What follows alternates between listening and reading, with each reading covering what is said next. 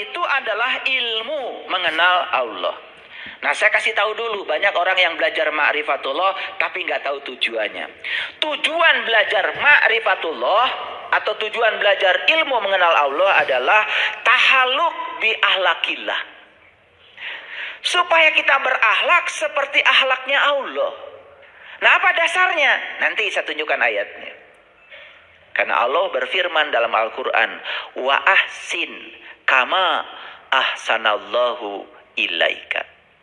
Berbuat baiklah kamu sebagaimana Allah berbuat baik kepada kamu. Jadi sesuatu disebut perbuatan baik apabila mekanisme melakukannya persis seperti Allah melakukannya kepada kita. Coba, pernah ada yang minta nafas sama Allah? Enggak kan? Dikasih. Pernah ada yang minta melihat sama Allah? Enggak kan? Dikasih. Pernah ada yang minta, ya Allah hari ini saya telinganya pengen mendengar. Pernah?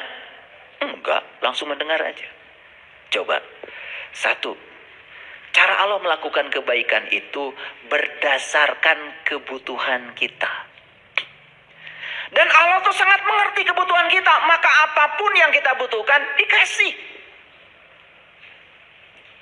Hebat gak Allah? Jadi Allah itu merasa sebelum terasa.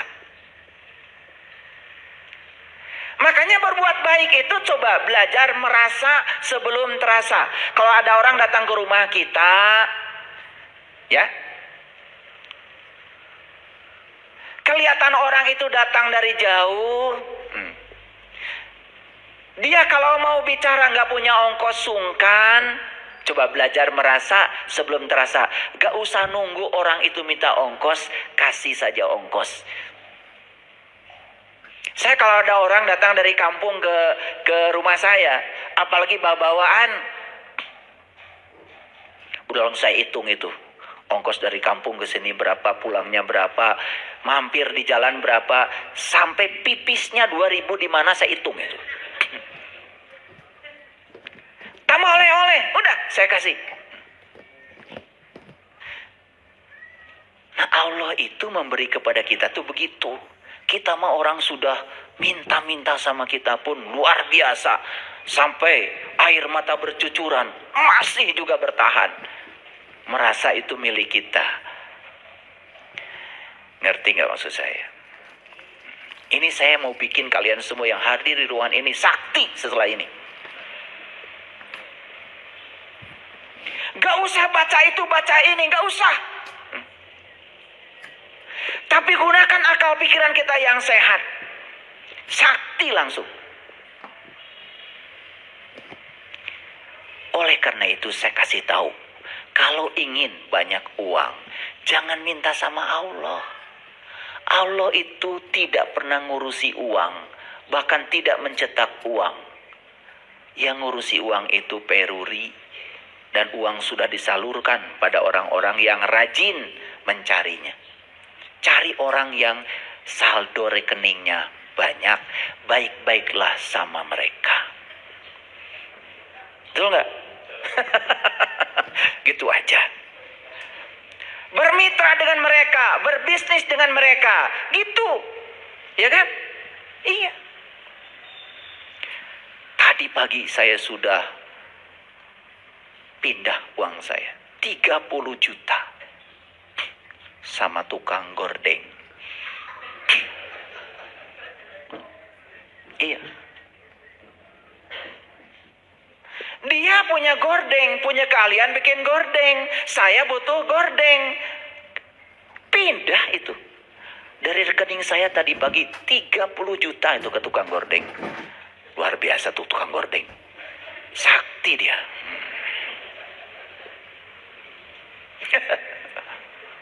Itu namanya kesaktian tuh begitu, ya. Jadi tujuan ma'rifat itu adalah tahalluq bi ahlakillah atau berakhlak seperti akhlaknya Allah.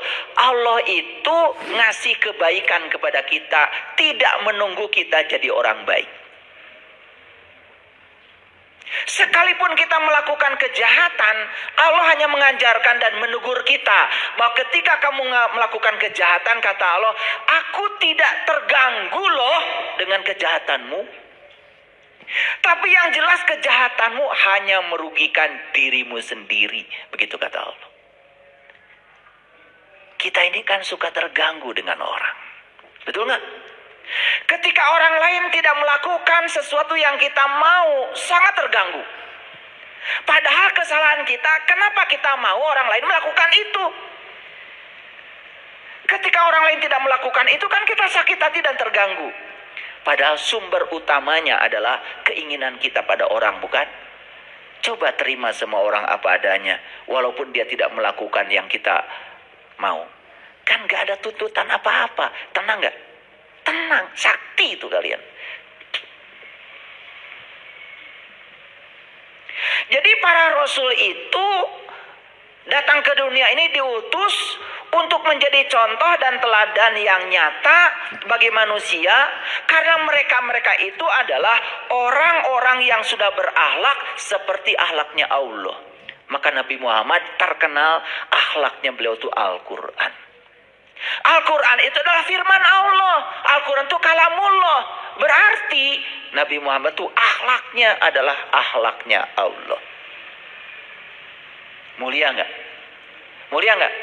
Makanya beliau bersabda, aku diutus ke dunia ini untuk memuliakan akhlak. Nah ini yang sering lupa kita. Beliau datang ke dunia ini untuk memuliakan akhlak. Instrumennya banyak. Ada rukun iman, ada rukun Islam. Itu instrumen. Itu bukan tujuan. Itu instrumen, itu toolnya, itu alatnya. Supaya akhlaknya mulia, ini loh instrumennya begitu. Nah kita berfokus pada instrumen. Dianggap instrumen itu jadi tujuan. Lupa pada akhlak. Makanya banyak orang yang lupa akhlak sholat. Lupa akhlak syahadat. Lupa akhlak zakat. Lupa akhlak saum. Lupa akhlak haji. Dikiranya kalau sudah melakukan semua ritual itu selesai. Padahal itu baru tool. Baru sarana. Puncaknya adalah akhlak. Nah, ini yang saya ingin jelaskan hari ini. Makanya judulnya Ma'rifat Akhlak. Jadi, kita ingin mengenal Allah, tujuan utamanya adalah supaya mekanisme perbuatan baik kita seperti Allah melakukan mekanisme perbuatan baik. Paham? Paham? Pernah nggak ada yang istimewa di ruangan ini? Ditipu orang, malah tambah baik sama orang yang menipu. Ada? Contohnya di sini. Ada? Dimarah-marahin orang, dihina orang, semakin sayang sama orang itu. Ada contohnya di sini. Kita ini hanya pandai mendongeng. Oh dulu ada orang, kalau Nabi Muhammad keluar dari sholat subuh, dimaki-maki Nabi Muhammad itu. Difitnah luar biasa dengan kata-kata kotor. Tapi apa yang terjadi? Karena orang itu buta, sama Nabi disuapin. Disuapin. Disuapin. Dimaki, dihina, dihardik. Malah beliau menyuapinya dengan penuh cinta kasih. Dan suatu saat ketika Nabi Muhammad meninggal, kemudian para sahabat ingin melanjutkan perbuatan Rasulullah itu. Dan ternyata si orang buta ini mengatakan, ini bukan Muhammad yang saya kenal. Kenapa? Cara ngasih buburnya kasar katanya. Nah ini kan cerita. Jangan diceritakan lagi. Stop. Lakukan. Lakukan. Learning to be. Menjadi Muhammad. Jangan learning to know. Jangan terus-menerus cerita Muhammad. Nabi Muhammad itu kalau Siti Aisyah sedang tidur, beliau punya kepentingan tidak pernah membangunkannya. Saking sayangnya tidak pernah mengganggu tidur istri yang dicintainya. Pintar dongeng kalian? Itu diulang-ulang. Kapan kalian mau begitu? Itu aja. Ya. Saya sering cerita. Saya sudah menikah. Saya menikah tahun 91. Mana istri saya udah datang? Karena kalau mau cerita istri harus ada. Nanti saya jadi gibah.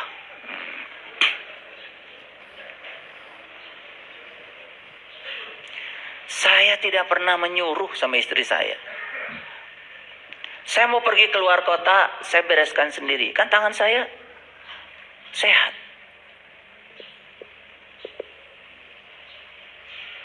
Daripada saya mau pergi ke kota melaksanakan tugas, apalagi tugas dari kampus, kan istri saya nggak tahu baju apa yang dibutuhkan di sana. Betul nggak? Acara apa yang ada di sana. Daripada saya kemudian dibekali baju yang salah. Kan repot saya di sana harus beli baju lagi. Di sana saya mau seminar, baju saya jas. Ya saya yang tahu. Istri saya kan nggak tahu. Gimana kalau dibekelin celana training? Betul nggak? Suruh olahraga terus di sana malah.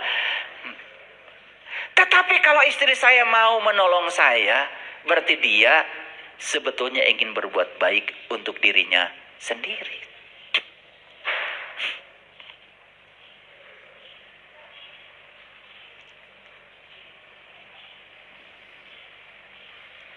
Jadi ini harus dipraktekkan. Praktek. Makanya saya sering stop bicara kebaikan.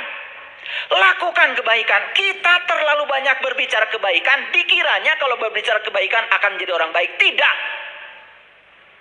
Kalian bicara Nabi Muhammad sabar, kalian tidak akan jadi sabar. Tapi lihat apa yang menyebabkan Nabi Muhammad sabar, ikuti caranya. Learning to be, menjadi beliau. Pasti kita akan kebagian sabarnya.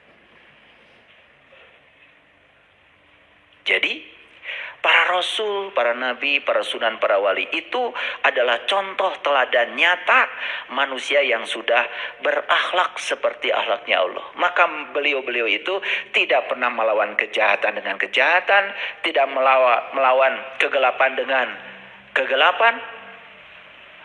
Beliau-beliau itu melawan kejahatan dengan cinta kasih, melawan kegelapan dengan cahaya. Itulah pentingnya saya jelaskan ini. Baik, kita mulai baca Quran. Yuk kita baca. Wabtagi fima atakallahu darul akhirah wala tansa nasibaka minad dunya wa ahsin kama ahsanallahu ilaika. Ini ayat yang saya bacakan tadi. Nah, kalau tadi belum saya sebut nomor ayatnya supaya percaya, saya kasih tahu. Ini Quran surat Al-Qasas surat ke-28 ayat 77. Wabtagi fima, dan carilah pada apa? Fima, dan carilah pada apa? Atakallahu, yang dianugerahkan Allah kepadamu, darul akhirah, negeri akhirat. Jadi ternyata negeri akhirat itu harus dicari pada apa yang dianugerahkan Allah padamu. Makanya bacanya pelan-pelan, pelan-pelan. Ulangi dulu. Wabtagi fima atakallahu darul akhirah. Carilah pada apa yang Allah anugerahkan padamu, negeri akhirat. Jadi ayat ini ngasih isyarat bahwa negeri akhirat itu ada pada apa yang Allah anugerahkan padamu. Paham sampai sini? Ini supaya clear. Allah itu nyuruh nyarinya di mana? Apakah Allah nyuruh nyari ke tempat lain? Ke tetangga? Ke negeri yang jauh? Enggak. Allah cuma bilang, carilah pada apa yang Allah anugerahkan padamu, negeri akhirat. Ini alamat dari Allah. Ternyata negeri akhirat itu ada pada apa yang Allah anugerahkan padamu. Sekarang kita dianugerahi apa sama Allah? Karena di situ katanya akhirat diletakkan menurut Quran. Bukan menurut saya ya. Dikasih apa sama Allah? Dikasih hidup. Ada akhirat di situ? Ada. Pasti Allah nggak mungkin salah. Dikasih tubuh. Betul nggak? Betul? Dikasih pasangan hidup. Dikasih anak-anak. Dikasih cucu. Dikasih tetangga. Dikasih usaha. Dikasih uang. Dikasih masalah. Dihadirkan orang yang senang sama kita. Dihadirkan orang yang tidak senang pada kita. Di situ kata Allah, akhirat itu adanya. Menurut Quran. Saya ulangi lagi. Wabatagi fima atakallahu darul akhirah. Carilah pada apa yang Allah anugerahkan padamu negeri akhirat. Kalau begitu, di penderitaan yang sedang kita lalui ada akhirat. Di kebahagiaan yang sedang kita jalani ada akhirat. Di tubuh yang sehat ini ada akhirat. Di tubuh yang sakit ada akhirat. Sekarang, yuk kita sadari apa yang Allah anugerahkan pada kita hari ini. Di situ akhirat adanya. Jadi kalau ingin mendapatkan akhirat sederhana. Terima semua apa yang Allah anugerahkan padamu. Tangkap pesan yang dibaliknya. Oke? Selama ini masih memilih? Memilih? Di suami yang gak sabar marah-marah ada akhirat?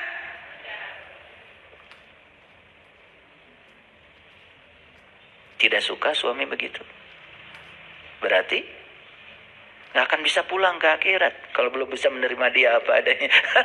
Karena akhirat ada di situ. Jadi akhirat itu bahasa Arab artinya adalah titik akhir, terminal terakhir. Yuk, jawab pertanyaan saya. Kita berasal dari siapa? Kita berasal dari mana? Kita berasal dari Allah. Berarti terminal awal kita siapa? Allah. Ulangi, belum kompak. Kita semua berasal dari mana? Berarti terminal awal kita siapa? Allah. Kita semua akan pulang kemana? Berarti terminal akhir kita Allah. Jadi terminal awal Allah, terminal akhir Allah.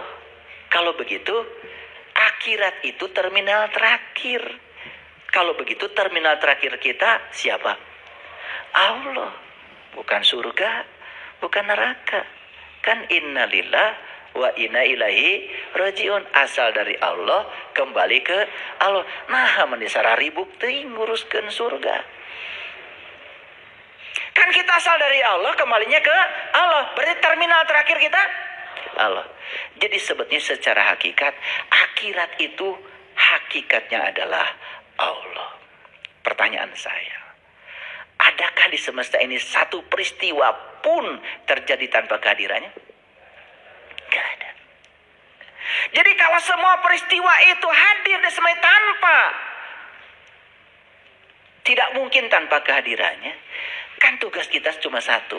Jangan terjebak benar, salah, baik, buruk. Karena benar, salah, baik, buruk itu dari pikiran kita. Pikiran saat menilai tergantung seberapa luas pengetahuan kita, seberapa sadar kesadaran kita. Sehingga kata si A ini benar, kata si B ini salah. Benar salah itu relatif. Tetapi semua peristiwa yang sudah terjadi sebagai realitas itu adalah kebenaran. Jadi, kalau kita sadar semua realitas adalah kebenaran, tugas kita cuma satu. Ya Allah, ajarkan kepadaku pesan apa yang hendak Engkau sampaikan lewat peristiwa ini. Baik yang disukai maupun yang tidak disukai. Kita akan bisa menangkap pesannya. Keren gak? Kalau gitu, ketemu gak akhirat di situ? Ketemu Allah nggak di situ? Jadi, pertemuan dengan Allah itu dimensinya sangat luas. Allah yang tak terbatas bukanlah suatu titik. Jadi kalau ada orang mengatakan saya sudah sampai kepada Allah, itu kesombongan saja. Oleh karena itu, siapapun orangnya, semua sedang OTW. Oh, tunggu one way.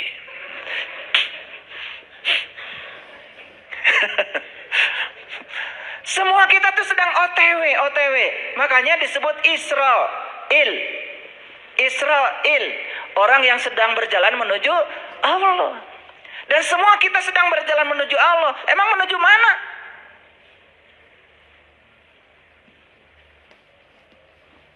Betul? Clear sekarang? Oke, pelan-pelan ngajinya. Karena biasanya kalian ngaji biasa cepet kan? Ayat ini sudah dibaca berulang-ulang, saya yakin itu. Saking cepatnya kalian baca, sampai kalian gak ngerti isinya apa. Kalian tuh kalau baca emang gak ada remnya. Cepet-cepet. Langsung tamat. Alhamdulillah. Gitu. Saya sudah tamat 30 juz. Alhamdulillah. Gimana Bu? Tenang. Karena gak ngerti. Kalau ngerti pasti gak tenang. Betul gak? Coba, kalau ngerti sedikit aja. Carilah pada apa yang Allah anugerahkan padamu negeri akhirat. Stop sampai di sini. Apa yang dianugerahkan pada saya? Allah anugerahkan penglihatan, pendengaran, tubuh dengan segala kuasanya. Berarti akhirat ada di sana. Allah anugerahkan segala peristiwa, orang yang menyenangi, orang yang tidak menyenangi, berarti ada di sana. Coba dengan dibuka seperti kita membuka lapisan bawang, ketemu, oh ternyata di semua yang Allah anugerahkan padaku, di sini ternyata akhirat. Kalau saya ingin mendapatkan akhirat, berarti saya harus menerima semua yang Allah anugerahkan pada saya apa adanya. Clear, selesai. Cerdas? Nah, agak cerdas sedikit lah. Nanti dengan sudah minum air wortel kan? Wala tansan nasibaka minad dunya. Janganlah kau lupakan nasibmu di dunia ini. Ini peringatan dari Allah. Karena banyak orang yang melupakan nasibnya di dunia gara-gara terfokus pada akhirat. Dan akhirat itu adalah negeri yang nanti. Padahal kita tahu akhirat itu terminal terakhir. Terminal terakhir kita apa tadi? Allah. Jadi kembali kepada Allah itu kapan? Apakah sekarang di kehidupan sekarang atau nunggu mati dulu? Kapan? Sekarang. Yuk kita sekarang sadar, oh saya ini adalah makhluk cahaya yang ditiupkan Allah ke dalam diri saya. Berarti saya sekarang harus mencahayakan semesta. Oh saya datang ke dunia ini karena cinta kasih Allah. Berarti tugas saya di semesta ini adalah menyayangi, mencintai. Tidak boleh ada kebencian lagi. Oh saya datang ke dunia ini karena diutus oleh Allah untuk menjadi kepanjangan tangan Allah. Maka tugas saya di dunia adalah menjadi kepanjangan tangan Allah, menyampaikan cinta kasih Allah. Keren gak kalau gitu? Selamat gak hari ini? Kalau hari ini selamat, besok selamat, lusa selamat, ya sudah, nanti juga pasti selamat. Nah kita tuh melupakan hari ini karena berfokus ke sana, sampai kita melupakan nasib kita di dunia. Ini ayatnya Bung ya, disuruh mencari negeri akhirat pada apa yang Allah anugerahkan padamu. Kan yang Allah anugerahkan padamu adanya di sini di dunia. Makanya dipertegas dengan ayat yang kedua, wala tansa nasibaka minad dunya. Jangan pernah kau lupakan nasibmu di dunia.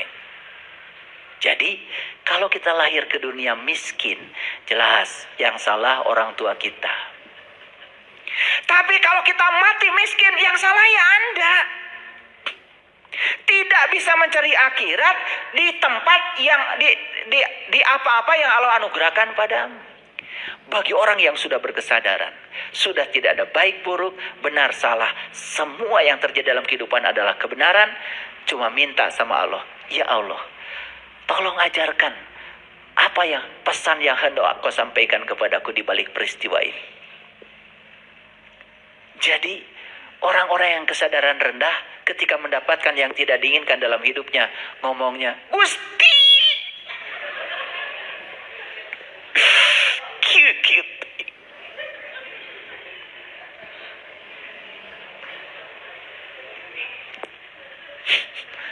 Kari tuae maraneh mah.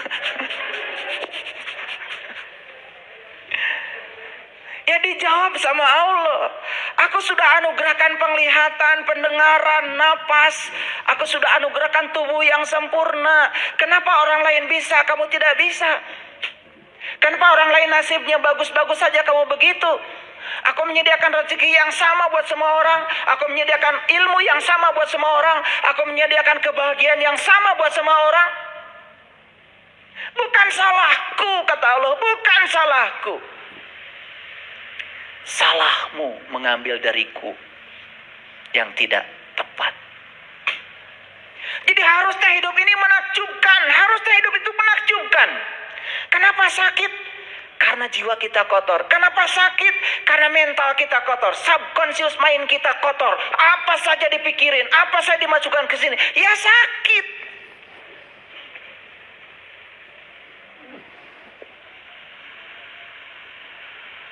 Ngerti ini saya ngomong dari tadi? Sudah dikeraskan suara saya. Saya nggak, gaya saya mau begini, nggak bisa di itu. Kalau dari dorongan dari dalam harus bicara tegas, ya saya ngomongnya tegas. Karena itu udah bukan maunya saya. Syaratnya apa kata Allah? Wa ahsin kama ahsanallahu. Berbuat baiklah kamu sebagaimana Allah berbuat baik kepada kamu. Lihat cara Allah berbuat baik kepada kita. Lihat. Tanpa keinginan, tanpa muatan, tidak bergantung baik buruknya kita. Tetap saja Dia menemani kita, berada bersama kita dimanapun kita berada. Seperti itu Allah. Makanya Allah itu ya seperti itu. Nah, kenapa Allah seperti itu? Karena Dia Maha. Maha itu makanya tidak pernah terganggu. Jadi kalau ada orang mengatakan, awas ya, kamu jangan berbuat durhaka kepada Allah. Karena nanti kamu diazab sama Allah. Tersinggungan dong Allah.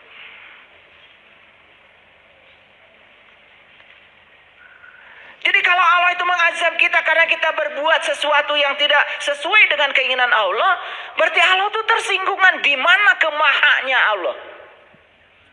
Awas, memahaminya tipis. Tetapi kita bisa celaka. Karena Dia Maha, maka kemahanya itu Maha perkasa, Maha kuasa, Maha suci, Maha rahman, Maha pengasih, Maha penyayang.